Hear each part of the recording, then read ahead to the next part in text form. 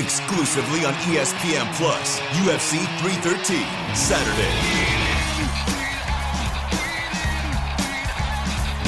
Reigning light heavyweight champion Alex Pereira defends his title against number one contender Magomed Ankalaev, and an explosive lightweight bout between Justin Gaethje and Rafael Pazzi.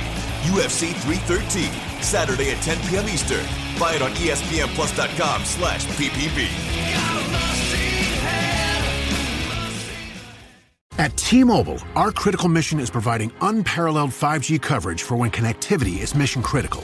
Introducing T-Priority, America's best 5G network experience for first responders, even in times of congestion. More capacity, faster speeds, better coverage. T-Priority from T-Mobile, built for tomorrow's emergencies, ready today. Discover more at t-priority.com. For qualifying organizations on eligible rate plans, coverage not available in some areas and may be impacted by emergencies.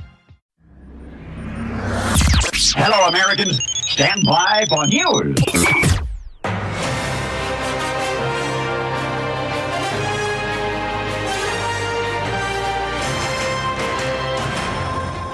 This is the Classic Guitar Rock Daily Update. All the classic rock news of the day. With your host, Jeremy Lunnan. Hey, good morning. Time for the Classic Guitar Rock Daily Update. I'm Jeremy. We got a lot. There's a lot of stuff that we're going to get to today. Did you see the Tyson fight on Friday night? Yeah, it was disappointing. I'm not the first one to say this, but you know, I'm a Tyson fan. Tyson, we're like the same age, right? So I had to root for Mike Tyson.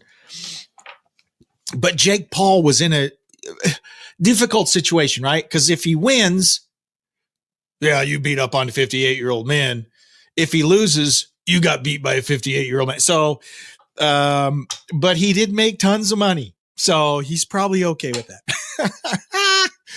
So anyways, but yeah, it was on Netflix. I already had Netflix, so I didn't spend any money. Had I spent money, I would have been kind of disappointed. Are we going to see more Tyson fights? I don't know. I kind of hope not. I don't like, you know, his legs are gone. Yeah. Between you and me, I don't want to see any more Tyson fights. My boys wanted to watch it, so we watched it. But yeah, it was, and here's the thing, Netflix, I mean, Netflix is, apparently they're going to be doing some football. They're going to start doing more live stuff, right? But they had some technical glitches, and it just, you know, their hosts were bad. Yeah. The Yahoo they got, he's apparently some WWE announcer, just in the radio biz, we'd call them pukers. Right? Pukers were people that always talk with a phony voice to make it sound more excited. You know, he was one of those dudes, and he was very annoying. So yeah, it was kind of difficult to watch. The fight was not good. So I don't know. I'd love to hear your thoughts on it. Shoot me an email, classicguitarrock@mail.com. And as always, the open invitation to check out Classic Guitar Rock Radio. Go to the website, classicguitarrock.com, and you can go right to the radio station or the podcast. It'll be great if you did that. We are on the Blue Sky app now too. Blue Sky is like Twitter. Looks just like it. And apparently people that are angry at Twitter started this Blue Sky. I'm not angry at Twitter. I don't care. But so I'm over on Blue Sky too. So you can check us out on Twitter. We're on Blue Sky. We're on YouTube. We're on Facebook. We're everywhere. We're everywhere. Let's get to the news here. Sammy Hagar and Guy Fieri. Are you a fan of Guy Fieri? I am. I like watching his show. The what is it? Drive-ins, dives, and whatever. I like that show. Well, he and Sammy Hagar teamed up a few years ago to sell tequila. Santo Tequila is their brand. Well, 2 trucks for their jointly owned tequila company were hijacked with over $1 million in products stolen. It's like something off of Better Call Saul or Breaking Bad or whichever show has Mike. I don't know, but that's what Yeah, that's exactly what it sounds like. And Guy even says that later. This is a statement from Hagar's representative. It appears this was an organized crime effort where the trucks were illegally double brokered to different carriers who transferred the product to their trucks. Wow. For a growing company, this is now Sammy's statement. For a growing company like Santo, it's really a shame for something like this to happen in the middle of our strongest year to date and right before the holidays. Anyone that knows business knows that this is a huge setback for any company in a hugely competitive market. But Guy and I will survive. Most of all, we're glad that nobody was hurt during this crime. Now, here's the thing. When this tequila turns up somewhere, wouldn't you think they'd just be able to say, hey, where'd you get that from? And track down where they got, I don't know. I'm not a law enforcement professional, but I would think that this is going to show up somewhere unless they completely move it on the black market. I don't know. It'll be interesting to see. They launched Santo Tequila in 2019. Now, of course, before that, Hagar owned his own brand, Cabo Wabo, that he sold, years ago, right? But that was his original brand. He says, or Fieri said, we've worked so hard. This is our best year we've ever had in Santo. We just had all this momentum, and now whatever's on the shelf is all people are going to get. As far as a motive, Fieri suggests that someone could be trying to break the momentum. He said it's like a movie. I never in a million years thought this was coming down the pike like this, but it's real. So that stinks. It's no good. More Sammy Hagar news. He is bringing the Best of All Worlds tour to Las Vegas in a residency next year. It'll start on April 30th. And it looks like I can give you looks like 6 shows total beginning April 30th, ending the 16th and 17th. Well, some of those are 2-night dates. So yeah, it looks like about 10 shows or something in Las Vegas at the Park MGM. So if you want to check that out and you're in Vegas, that would be a good show. The footage I've seen of the Best of All Worlds tour looks really good. And he says they're going to dig even deeper for some deep Hagar and Van Halen tracks. Marlon's checking in. Hi, Marlon. Happy Monday to you, sir. Thanks for joining us. One little item related to that Best of All Worlds, Jason Bonham has been Sammy Hagar's drummer, for like 20 years, a long time. They've worked together. Well, in the middle of the Best of All Worlds tour recently, Jason's mom had a stroke and eventually passed away, and he had to leave, understandably so, right? So they brought in Kenny Aronoff on like less than 24 hours notice. He came in, played the show. Sammy said, hey, he did great. And Kenny has worked with Sammy with Chickenfoot before, so they already knew each other. Well, to make a long story short, they're moving forward with Kenny Aronoff instead of Jason. So they still got some remaining dates on the Best of All Worlds tour in December. And they're doing that with Kenny, and then they'll be using Kenny moving forward, it looks like. So that's interesting. I mean, his mom has passed away. So I don't know. I'm not trying not to read anything in there, but they're going forward with Kenny, and Jason acknowledged this as social media post. Someone had asked, when are you going to return to Sammy's band? He says, I'm not going to be. They're moving forward with Kenny. So I don't know if it's only because I assume his mom has passed, and the need for him to be there in England is probably, I don't know. I don't know what's going on. It will be interesting to see what the details are. Both great drummers, Jason and Kenny, both awesome drummers. Can't go wrong with either of them. And they're both bald. So, and Satriani's, you need a bald guy. So Jason and Kenny, they're the 2 bald drummers. I don't know. It'll be interesting to see what happens. So let me tell you something. Let me tell you something. So back in September, my wife and I went and saw Def Leppard. I was super stoked because guess who was going to be opening? It was Jason Bonham's Led Zeppelin Experience, which, by the way, if you've seen footage of that, that's awesome too. So this was all going on. I was wondering how he would do that with the best of both worlds. And I'm assuming he had that all scheduled out because he's opening for bands as the Jason Bonham Experience, Led Zeppelin Experience, also being part of the Sammy Hagar tour. Well, then his mom has a stroke and he has to drop both. So guess what happened to me? Super excited to see Jason Bonham's Led Zeppelin Experience open for Def Leppard in the Spokane Arena. We get some local DJ. Okay. Literally, there's a guy up on a huge stage with his laptop playing 80s songs. That's what we got for our opening band, DJ Maddie. I'm nothing against DJ Maddie. I'm sure he's a nice guy. But dude, I'm going to buy a laptop so I can open for bands pushing a button. Don't get me started on DJs. We want to hire someone to come play their laptop for our dance. If you play in a cover band or a dad band, you know what I'm talking about, right? So some organization has $500 budgeted, $300 budgeted. Yeah, could you come and play at our, we're going to have a dance. Could you guys come and play? And so you're competing against a guy with a thumb drive, right? They pay the guy with the thumb drive $500 just like they'd pay your 5-piece band.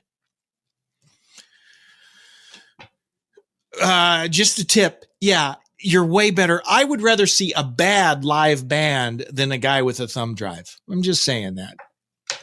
I'm a fan of live music. Maybe kids don't like live music. Maybe they like thumb drives. I don't know. Don't get me going. Speaking of tours and concerts and that sort of thing and whatnot, Rod Stewart has confirmed new North American dates on his ongoing One Last Time tour. He's been playing all over. So this update, the new dates start in March 7th in Austin, Texas, and they go clear through August 15th in St. Louis, Missouri. Here's the cool part, and to be honest, the only reason I'm talking about it, Cheap Trick is the opening band. I've said it before, I'll say it again. For your concert buying dollar, you will not get a better band than Cheap Trick, even as old as they are now. Robin still sounds great. They're just a great live band. If you've only listened to Cheap Trick records, you're only getting 1/4 of the story. Okay. They are a live band. They are a band that has to be seen live. I mean, I'd go see it and just go home before Rod Stewart starts. I shouldn't say that. I like Rod Stewart. I even like Rod Stewart's mellow stuff. And most of it will be mellow when you see him, right? But Cheap Trick's opening. So, I mean, yeah. You got to go. You got to go see Cheap Trick. If you've never seen Cheap Trick, that's your assignment. And they're still the hardest working band in the business. Chances are they will be through your neck of the woods in the next couple months. Go see them. You can see them in a small place. Usually they're either going to be playing in a club or a casino, or they'll be opening right in a bigger arena for someone. But you got to see Cheap Trick. You got to do it. Speaking of Van Halen, Alex Van Halen, he's been doing the press for his new book, Brothers. I've seen some cool interview clips. We kind of shared some negative news about Alex last week. But here's a cool little item. He was on the Talk is Jericho podcast.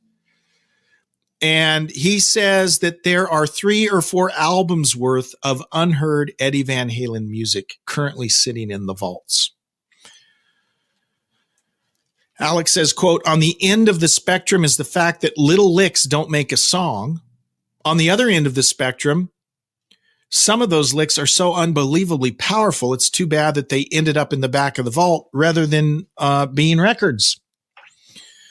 So he, emphasized there's a bunch of music, but he's got a high standard of what's going to get released. He says, quote, "They will stay there in the vault until we figure out how and why and what to do with them." And again, you have to remember, it has to be on the level of where Ed and I were. Let me try this again. It has to be on the level of where Ed and I, where we used to play. We're not just going to shovel it in. We have access to some of the greatest musicians on the planet, and a lot of them are more than willing to take a chance on some of this stuff. So does that mean they're going to bring in other musicians to play along with it or I don't know. It'll be interesting to see. He said that takes time and you want to do it right. I want to do it right. So we've already talked about his book, Brothers, that came out in October. He's been doing a lot of press about that. And they even released the one song. I can't remember what it was called. They did release the one song as part of the book, Unfinished. That's what it's called, Unfinished. He says, quote, "I know people want to hear it. The other side of the coin is this doesn't sound like Van Halen. You're damned if you do, damned if you don't." So anyways, stay tuned for more, at some point, more music from Van Halen. The bummer about Van Halen in general was just their lack of output for the last 20 years. Once Sam left, they did the one album with Dave after that and one tour. And when was that? 2012? Something like that. So there was this long gap before that happened, and then nothing after that. And there's always demand for them to do stuff. And Ed and Al just didn't put anything out, and apparently weren't interested in putting anything out. So there was this big pent up demand. There was never a proper tribute from the Van Halen camp. Sammy was doing his way, kind of a tribute, but only because there was never an official one put together. So hopefully we see more stuff come out. I kind of have my doubts, but hopefully we see that. Okay, one last news item. Again, this is not politics. But I am going to share this story because I want to chime in on this because there's stupidity going on here. And this is not about partisan politics. It's actually about hunting. Okay. So Ozzy Osbourne and his wife, who does not look good, neither of them look good. Sharon has had so much sandblasting done on her face, she doesn't look human anymore. I hope she's okay. An exclusive t-shirt designed by Ozzy Osbourne is on sale to support the campaign to ban trophy hunting. Speaking out this week to launch the t-shirt, this is from Blabbermouth, by the way. The Black Sabbath frontman and his wife, manager Sharon Osbourne, shared their disgust that vile UK trophy. Here's some editorializing by the staff. I'm just reading what they wrote. Vile UK trophy hunters are still allowed by law to bring animal parts back to the UK from countries including Africa and beyond. Ozzy, who is signing a number of shirts which will be auctioned to raise funds for the campaign, said, quote, "Trophy hunters are totally crazy. You've got to be barking to kill an innocent animal and then take photos of yourself laughing about it. We've all got to do our bit. I like to design things, so I've done a t-shirt for the campaign to ban trophy hunting. The government said it would ban hunting trophies, so get on with it. Tell your MP you want it banned right now. Get yourself an Ozzy t-shirt for Christmas and help save the animals. F you." Okay, these guys are doing something legal. I don't hunt. Okay, I'm not a fan of hunting. I don't want to hunt. Okay, but I live in Montana. I have a place in Montana. Hunting is part of not only the economy. Here's what's so super short-sighted about this. And Ozzy's, his brain's addled. He doesn't know. Plus, he's not that smart to begin with. And I love Ozzy. Okay. These are trophy hunters doing something that's illegal or doing something that is legal, 100% legal. And what they don't address, the unintended consequences of banning trophy hunting is, guess what? Many of these African countries, that is a major part of their economy. It employs hundreds, if not thousands of people. They make lots of money from rich people from the UK, from the US, from wherever, who come and participate in these trophy hunts. They make lots of money. And guess what?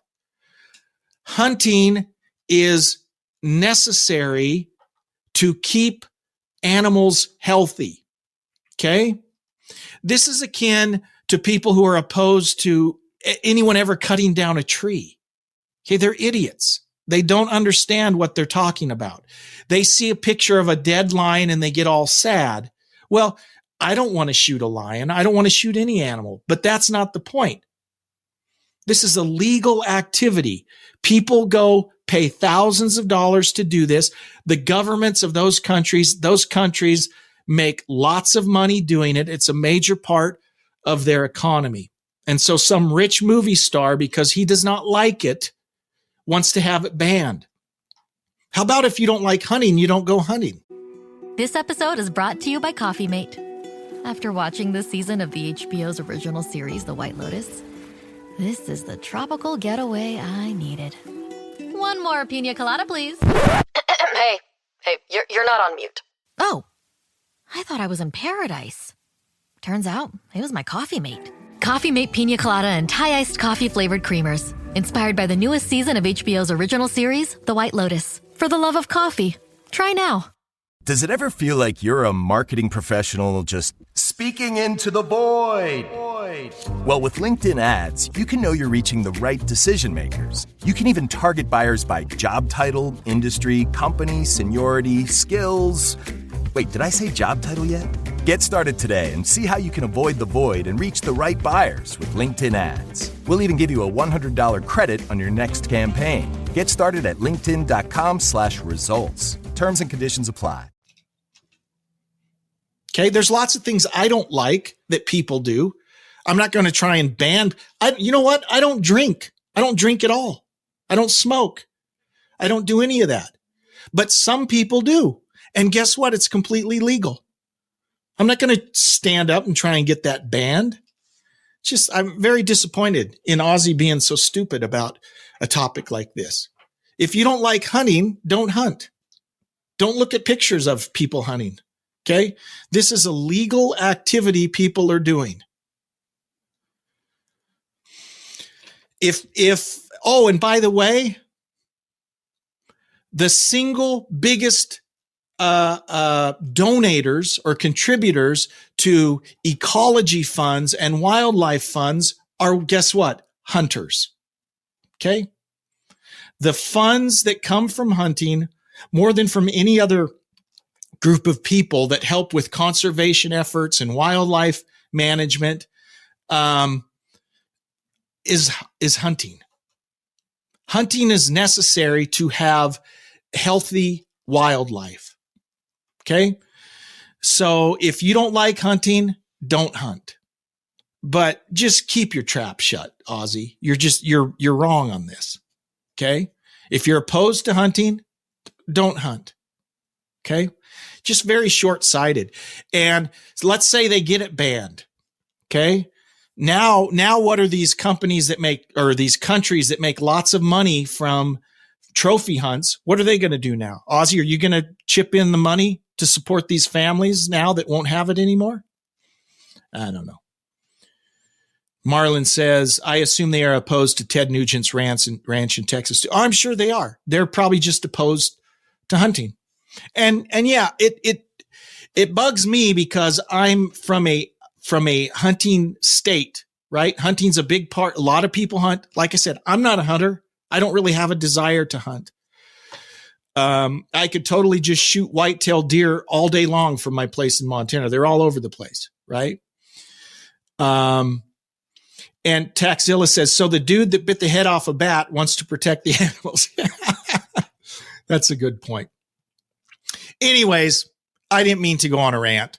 But it does bug me when just because someone's a rich celebrity, they think they should, decide what's good for the rest of us peasants to do. So that is annoying. Anyways, guys, Marlon says, I hunt under the water. I'm assuming that means you're a fisherman. Yeah, that's awesome. Anyways, guys, thank you so much for tuning in. I appreciate it. Check out Classic Guitar Rock Radio and shoot me an email, classicguitarrock@mail.com.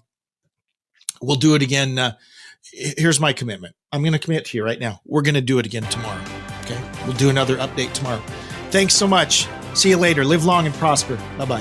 What you just said is one of the most insanely idiotic things I have ever heard. Thanks for listening. You can email Jeremy at classicguitarrock@mail.com. Everyone in this room is now dumber for having listened to it. Tune in each weekday for the Classic Guitar Rock Daily Update.